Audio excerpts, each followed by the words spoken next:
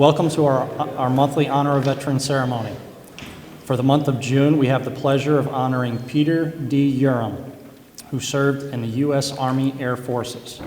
Before we start the program, I'd like to thank the Zaloga Post for allowing us to hold the ceremony here today. Thank you very much, gentlemen. Today, we lift up our voices to express gratitude for Peter and our military for their dedication to America's ideals of freedom and liberty. We ask God to show us ways in our communities and churches to thank and love Peter and his fellow heroes better. But to go and serve says one thing about a person, and I say this, and the people to my left and right hear it all the time. But I like to remind people that there's roughly 335 million Americans in this country, and less than 1% dons that military uniform to fight for our freedoms, to enjoy whatever God we want to worship, to live wherever we want to live, to be whoever we want to be, is because somebody raised their right hands. It wasn't for the pay, it wasn't for the uniforms, it was because they wanted to serve their country. So it is an honor to recognize just a small snapshot of Peter's life, but what he's done to the community. And one thing you'll never know is the people he helped out. Not just when he was overseas serving, not why he was just in the military, but through the years of your family business. And just sometimes that little conversation, that little bit of advice really changes somebody's direction, course of life.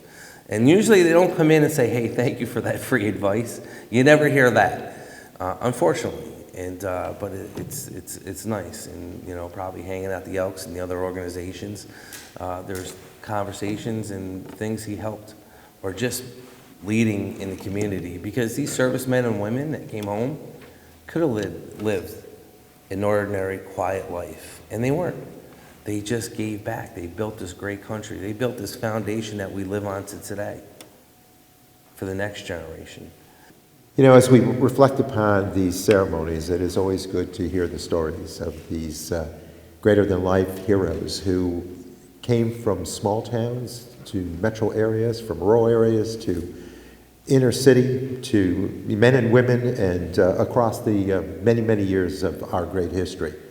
And I just am happy to be able to continue this tradition with County Exec Dan McCoy.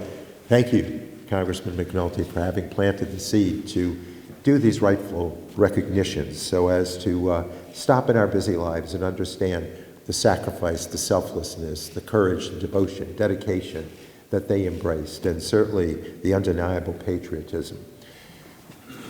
And I'll let you know that I've been going to deceased honor veteran ceremonies for over 10 years for 4 different counties: Saratoga, Columbia, Rensselaer, now Albany. And I think this is the first time I've ever been to a service that they honored deceased veteran for an Air Force and the Army. So it's kind of new to me too. So it's a great honor for me to be able to present a New York State proclamation on behalf of Senator Ashby to the family. And God bless. It's a wonderful opportunity for us to step back and remember today, and so I thank you for sharing Peter with us, to take this moment to honor him, but to really remember all of our veterans. Unfortunately, Mayor Sheehan could not be here today. I'm more than happy and pleased and proud to be in her place, but I do have a proclamation from the city, and I do just want to read it to you, at least read the ending of it. Kathy Sheehan, Mayor of the City of Albany, do hereby proclaim Monday, June 5, 2023, to be Peter D. Uram Day in the City of Albany. So congratulations and thank you. When we talk about remembering our legacy of heroes and what does that mean into the Army values of leadership, honor, duty, respect, selfless service, integrity, and lastly, while it's not one, it's called bravery. Bravery to stand in the face of freedom in danger, to answer the call either on air, land, or at sea in the defense of freedom, so that us, all of us, the collective in this group, service members and veterans alone, can wake up tomorrow, take a breath of fresh air, love our hung ones, hug our loved ones, and go to bed knowing that we can look up at the night sky to see the stars twinkle just one more night. That's what these individuals did for us. So I have a small token of our appreciation for Waterville Arsenal. When you pass on 787, you go through either north or south, you see that You see that high-flying American flag that will always fly there. It's representative of Peter. So thank you, thank everybody, and I hope you have a blessed week.